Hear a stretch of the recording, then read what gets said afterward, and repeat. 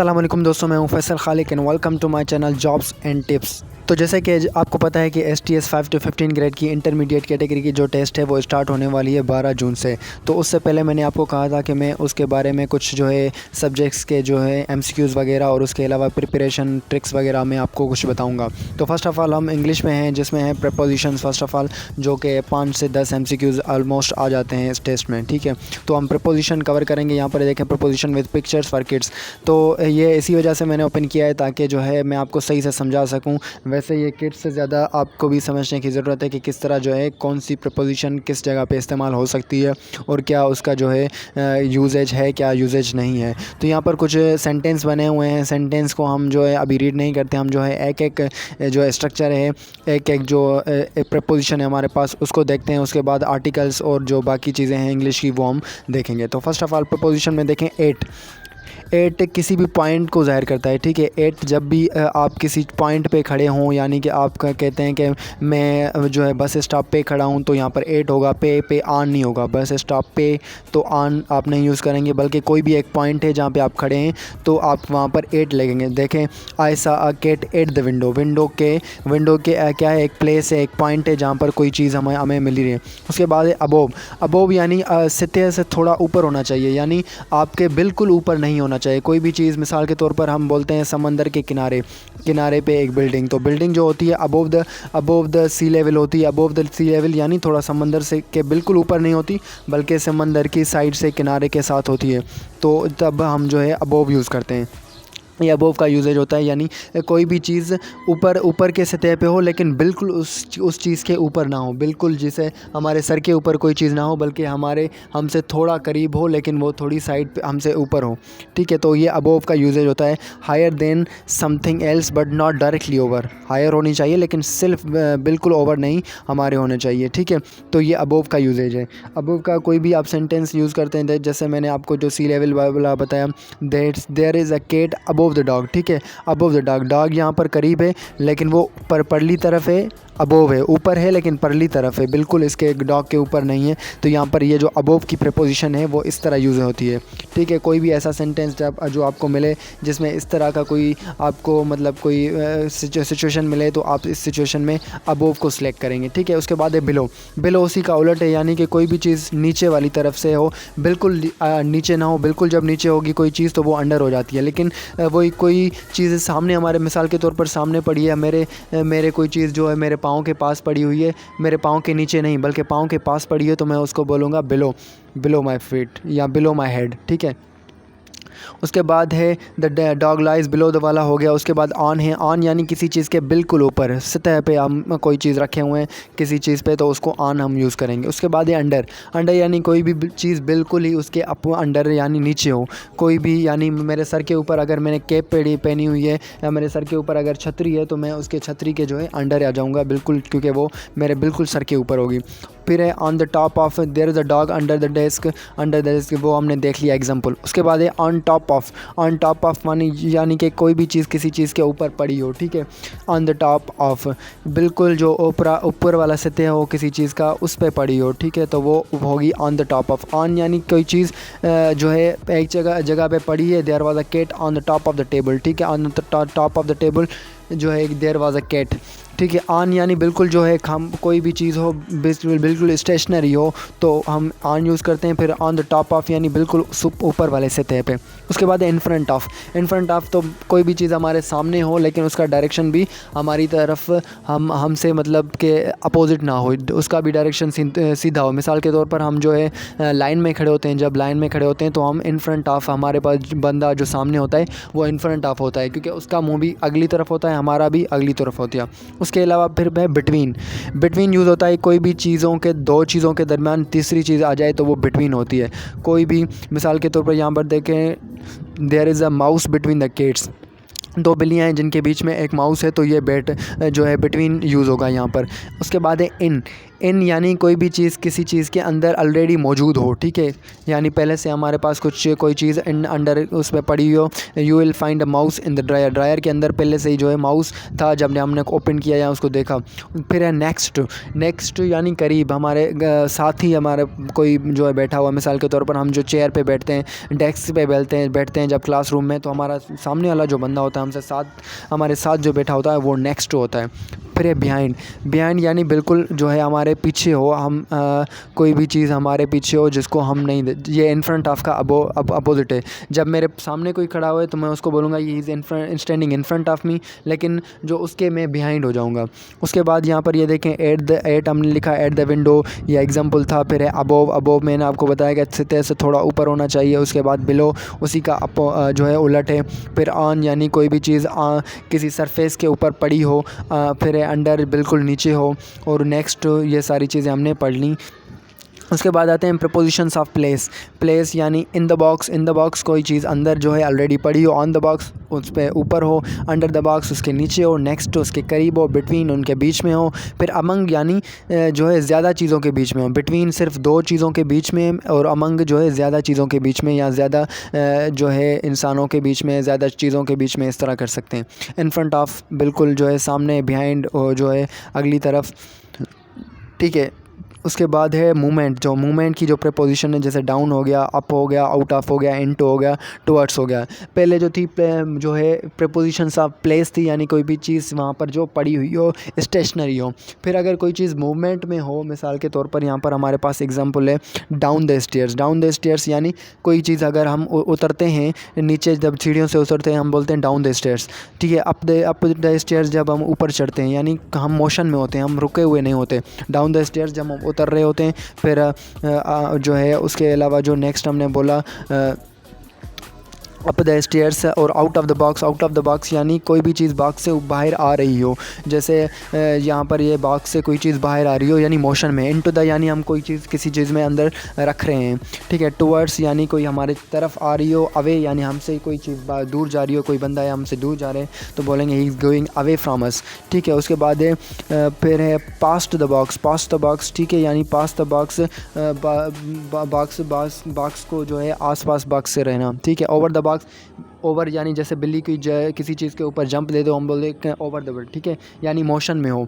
On to the box, on to the box कोई चीज़ box पे पड़े लेकिन जो है वो मोशन में आके, जैसे हमने बाल फेंका और वो जाके टेबल पे गिरा तो वो ऑन टू द हो जाएगा।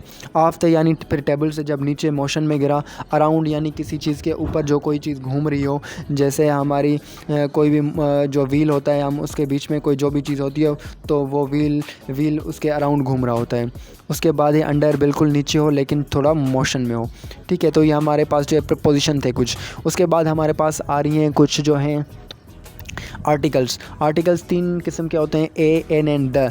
तो ए, एन एंड द का यूजेज क्या होता है? जो ए यूज़ होता है या ए हम जिसको बोलते हैं, तो वो यूज़ होता है सिंगल चीज़ों के लिए और आर्डनरी चीज़ों के लिए, ठीक है। सिंगल लेकिन आर्डनरी चीज़ें, कॉमन चीज़ें जो हैं उनके लिए आ यूज़ होता है।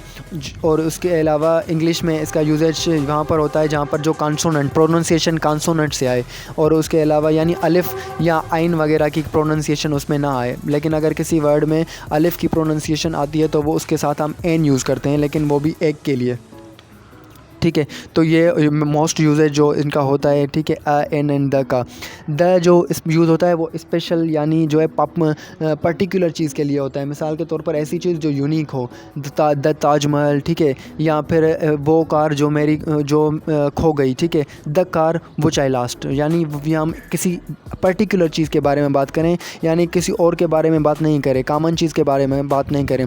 दिस इज़ अ कैट यानी ये एक बिल्ली है, ये तो आम चीज़ है कि बिल्ली है, लेकिन हम कहते हैं कि this is the cat which was died later, which was died yesterday, ठीक है। अगर हम बोलते हैं ये वो बिल्ली है जो कल मर गई थी, तो अब ये कहें अब वो पर्टिकुलर हो गई, यानी कोई ख़ास बिल्ली हो गई जो कल मर गई, हम सब बिल्लियाँ नहीं हो गई, ठीक है। तो हम उसमें जो है द यूज़ करते हैं। उसके बाद हम आते हैं English sentence structure. Sentence structure में आपको पता है कि तीन चीज़ें होती हैं, सब्जेक्ट, वर्ब एंड ऑब्जेक्ट। तो इनका यूजेज होता है सब्जेक्ट, वर्ब एंड ऑब्जेक्ट। तो ये डिफरेंट टेंसेस के हिसाब से होता है। प्रेजेंट टेंस के लिए पास्ट, उसके अलावा future, present continuous, past continuous, future continuous. तो हमारे पास 12 जो है टेंसेस हैं जिनकी डिफरेंट स्ट्रक्चर है। तो ये स्ट्रक्चर आपने ख़ुद याद रखनी है कि किस तरह जो है कौन सा जो है हेल्पिंग वर्ब है कब यूज़ होगा, और उसके अलावा वर्ब की कौन सी फॉर्म यूज़ होगी। तो ये आप थोड़ा किसी वेबसाइट से या आपने ऑलरेडी पढ़ा होगा, तो इसको थोड़ा रिवाइज़ कर लीजिएगा स्ट्रक्चर को। बाकी हमारे कंडीशनल सेंटेंसेस, जब जो इफ़ वाले सेंटेंसेस होते हैं जो ऑलमोस्ट जो MCQs आते हैं, इफ़ यहाँ पर यह देखें, इफ़ पास्ट परफेक्ट और परफेक्ट कंडीशनल, ये थर्ड कंडीशन होता है। यानी अगर मैं ये होता ऐसी चीज़ जो कि इम्पॉसिबल है, अब इम्पॉसिबल है। मिसाल के तौर पर अगर मैं जो है 50 साल का हो गया, मैं अब बोलता हूँ कि मैं अगर 30 साल का होता तो मैं अभी क्रिकेट खेल रहा होता, ठीक है। तो if I would be of 30 years, if I had been of 30 years, या आई हैड ऑफ यू, इस तरह जो हम एग्जांपल देते हैं। मिसाल तौर हमारा अबू कहते हैं या अम्मी कहती हैं कि अगर मैं तुम्हारी उम्र में होता तो मैं ये कर लेता। तो ये जो है इम्पॉसिबल चीज़ें हैं, यानी अभी उनकी जो है एज वो वापस नहीं आ सकती। तो यहाँ पर हम स्ट्रक्चर इसकी क्या है, इफ़ प्लस पास्ट परफेक्ट यानी हैड, और उसके अलावा जो है आई वुड या कुछ वुड की जो फॉर्म है वो यूज़ होगी। उसके बाद हम सिनोनिमस एंटोनिमस आते हैं। तो सिनोनिमस एंटोनिमस में जो चीज़ मेन इंपॉर्टेंट होती है वो होती है वहाँ उसकी स्ट्रक्चर। यानी अगर कोई भी सिनोनिम है तो आप उसका जो सेम मीनिंग जो देखेंगे उसमें यकीनन आप देखेंगे उसकी स्ट्रक्चर के। मिसाल के तौर पर अगर कोई है वर्ब है, यानी कोई ऐसा जो हमें सिनोनिम मिला हुआ है जिसका हमने ढूंढना है, तो वो है वर्ब। तो हम जो कहें कि उसकी स्ट्रक्चर वर्ब की स्ट्रक्चर में हमें ढूंढना होगा, ठीक है। मिसाल के तौर पर अगर कोई नाउन है तो हम उसकी सेम मीनिंग भी नाउन में देखें, ठीक है। अगर कोई चीज़ यानी सेम मीनिंग अगर होती है तो उसकी स्ट्रक्चर जहाँ उसका जो पार्ट्स ऑफ स्पीच होती है वो सेम होती है। अगर कोई एडजेक्टिव होती है तो उसकी सेम मीनिंग में भी हमें एडजेक्टिव ढूंढनी है। अगर कोई वर्ब है तो उसकी सेम मीनिंग में भी हमें वर्ब भी देखना है, ठीक है। तो इस तरह हम आइडेंटिफाई कर सकते हैं कि कौन सा सिनोनिम बेस्ट होगा, क्योंकि 3-4 होते हैं वो सही से हमें मैच लग रहे होते हैं, हमें भी लग रहा होता है ये भी है ये भी है। फिर उन तीनों में से देखें कि इसमें जो है अगर मेरा जो वर्ड मिला हुआ है वो है नाउन फॉर्म में है, अब मुझे यहाँ से भी जो है नाउन फॉर्म में कोई ढूंढना पड़े। मिसाल तौर पर फास्ट देखें, फास्ट एक नाउन है, तो यहाँ पर देखें क्विक है, स्पीडी है, रैपिड है। अब स्पीडी है या ब्लिस्टरिंग है, निम्बल है, स्विफ्ट है। तो यहाँ पर फास्ट का जो अब सही से सिनोनिम होगा वो होगा क्विक, ठीक है, दोनों क्योंकि नाउन है। उसके बाद हैं पार्ट्स ऑफ स्पीच में हमने देखें तो वर्ब है, नाउन है, एडजेक्टिव है, उसके अलावा जो है एडवर्ब्स हैं। ये सारी चीज़ें आपने पढ़ी होंगी, तो इसको थोड़ा और रिवाइज़ करके। वर्ब जो है एक्शन और स्टेट होता है, नाउन जो थिंग और पर्सन कोई भी, एडजेक्टिव जो होती है किसी भी चीज़ की क्वालिटी। तो यहाँ पर अब जो है हम कुछ MCQ सॉल्व करते हैं लास्ट के, आपको पता चले कि हम यहाँ पर जो है कौन सी चीज़ें इम्पॉर्टेंट हैं और किस तरह आप ये MCQ सॉल्व कर सकते हैं या नहीं कर सकते। तो यहाँ नंबर 1 से हम जो है स्टार्ट करते हैं।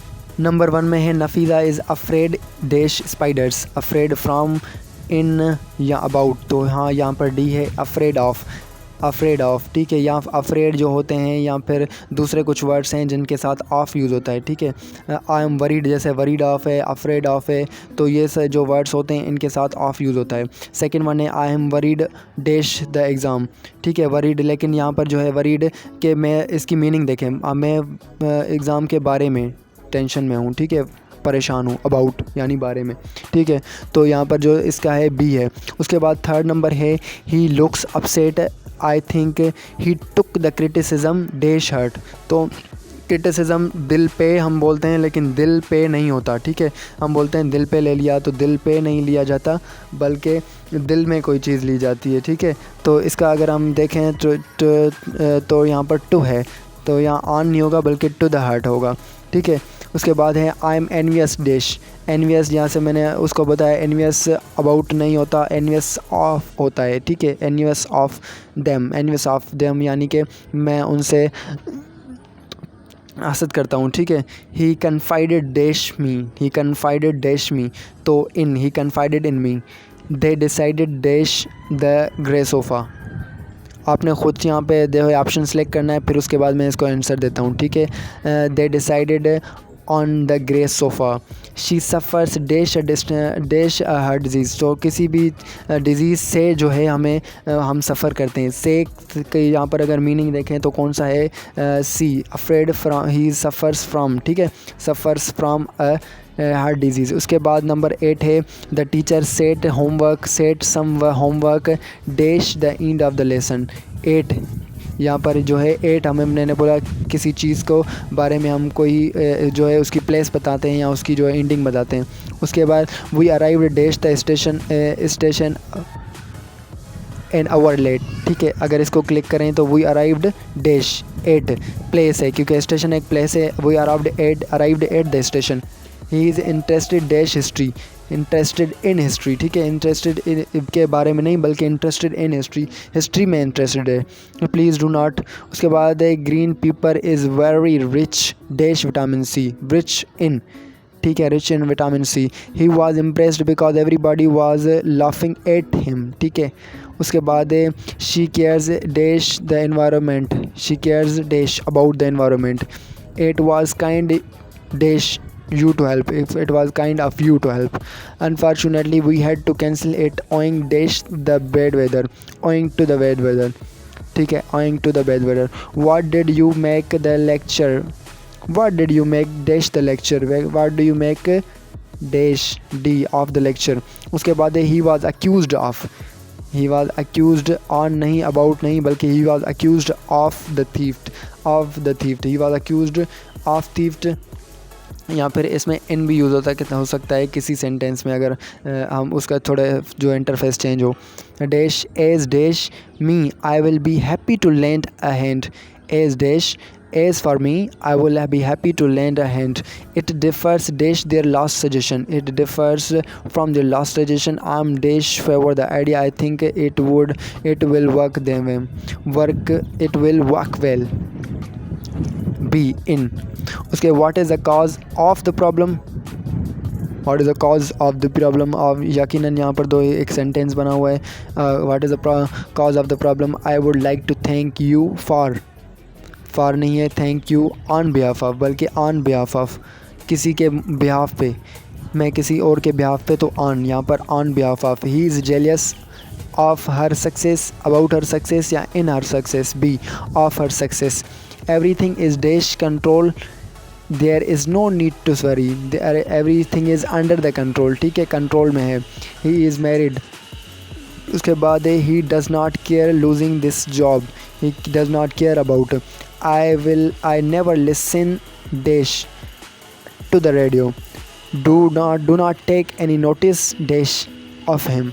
तो यहाँ पर जो है हमने कुछ स्ट्रक्चर्स देखी जिसमें जो है प्रीपोजिशन यूज़ हो रही है। और होप के वीडियो आपके लिए इन्फॉर्मेटिव होगी। मज़ीद जो है जनरल नॉलेज वगैरह की जो है वीडियो में नेक्स्ट वीडियो अपलोड करूँगा।